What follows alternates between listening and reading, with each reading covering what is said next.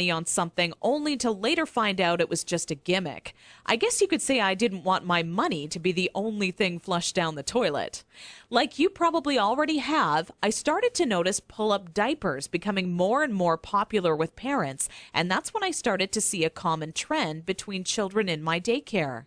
The boys and girls who were potty trained the fastest were the ones whose parents never trained them with pull-up diapers. After months of seeing this occur time and time again, I was convinced pull-up diapers simply don't work. If there's one thing I refused to do when potty training my daughter Emily, it was putting her in pull-up diapers. But I had to ask myself why so many parents are getting aboard the pull-ups bandwagon. Now, understand that the diaper business is a multi-billion-dollar industry. They know when your child is a baby, every dirty diaper will have to be replaced, and that's another dollar in their pockets.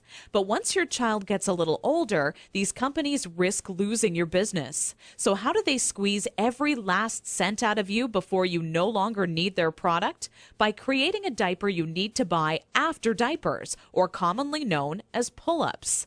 This is all really a ploy for the company to get your business longer. All these companies really care about is how much money they make and sneakily advertise it as some amazing tool for potty training. Without turning this into a boring rant, these diapers will more than triple the amount of time it takes to successfully teach your child how to use the potty.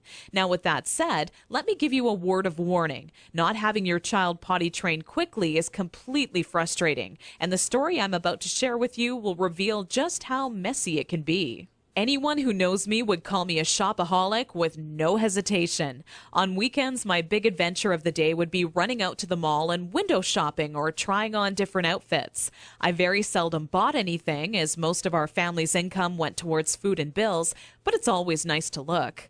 There I was in Saks Fifth Avenue with my little Emily, who was now just 26 months old and in her first week of potty training, when a pair of $348 black silk Prada dress pants leapt off the rack and led me to a change room. Now, I would never spend that on a pair of pants myself, but just had to see how they would look on me. They were a perfect fit, and as I turned my body from left to right, my eyes would stay glued to the mirror, admiring myself in the pants from all sides. You see, what made trying to potty train Emily on my own without a plan so frustrating was that I had no idea how to make her tell me when she needed to go potty. While my eyes were fixed on the mirror, Emily quietly had an accident all over the changing room floor without me even noticing. I unbuttoned the pair of Prada pants and immediately wished life had an undo button as I watched them fall down in the puddle of pee surrounding the change room floor. Needless to say, not knowing exactly how to potty train my child ended up costing me not just $348 on a new pair of pee-soaked pants, but total and utter embarrassment. I will admit, at that point, all I wanted to do was cry. Instead, I used my pain to light a fire within me and decided to find out exactly how to quickly potty train any child so Emily would never have an accident in public again.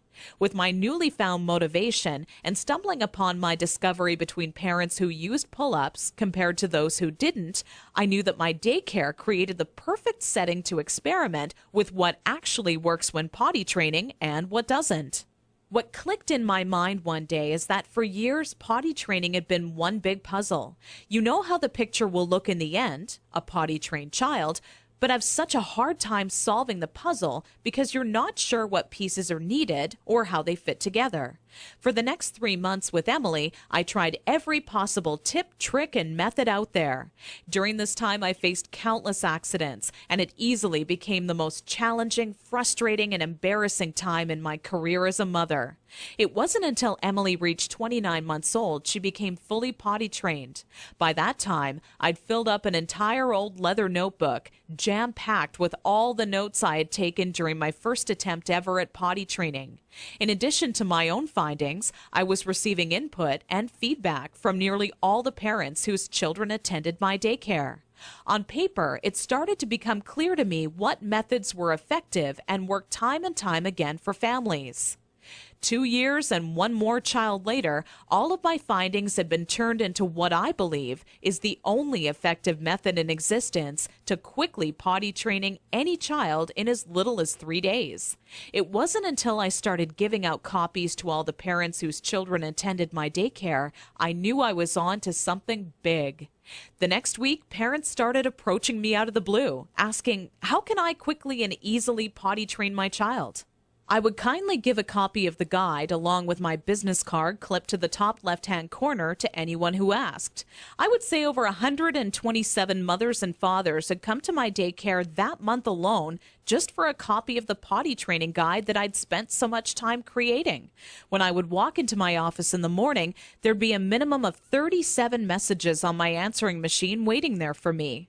I was getting phone calls from people either thanking me for helping them train their child in under a week, or who heard about my guide from a friend or family member and wanted to know how they could get their hands on a copy.